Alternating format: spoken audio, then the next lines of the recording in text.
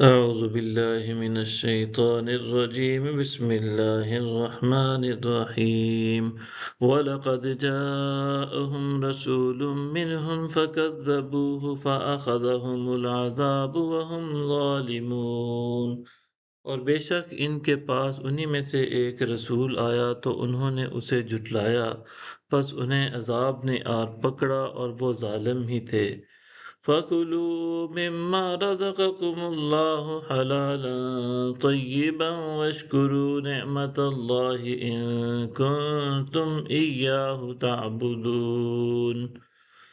پس وہ حلال اور پاکیزہ رزق تمہیں اللہ نے بخشا ہے، تم اس میں سے کھایا کرو اور اللہ کی نعمت کا شکر بجا لاتے رہو اگر تم اسی کی عبادت کرتے ہو۔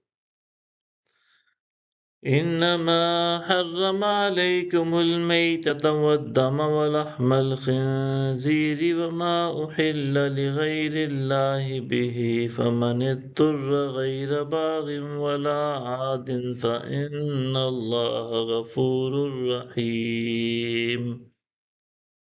اس نے تم پر صرف مردار اور خون اور خنزیر کا گوشت اور وہ جانور جس پر ذبح کرتے وقت غیر اللہ کا نام پکارا گیا ہو حرام ہے۔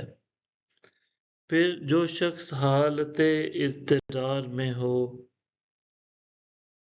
نہ سرکشی کرنے والا ہو اور نہ تجاوز کرنے والا ہو، تو بے شک اللہ بڑا بخشنے والا نہایت مہربان ہے۔ وَلَا تَقُولُوا لِمَا تَصِفُ أَلْسِنَتُكُمُ الْكَذِبَ هَذَا حَلَالٌ وَهَذَا حَرَامٌ لِتَفْتَرُوا عَلَى اللَّهِ الْكَذِبَ إِنَّ الَّذِينَ يَفْتَرُونَ عَلَى اللَّهِ الْكَذِبَ لَا يُفْلِحُونَ۔ اور وہ جھوٹ مت کہا کرو جو تمہاری زبانیں بیان کرتی رہتی ہیں کہ یہ حلال ہے اور یہ حرام ہے، اس طرح کہ تم اللہ پر جھوٹا بہتان باندھو۔ بے شک جو لوگ اللہ پر جھوٹا بہتان باندھتے ہیں وہ کبھی فلاح نہیں پائیں گے۔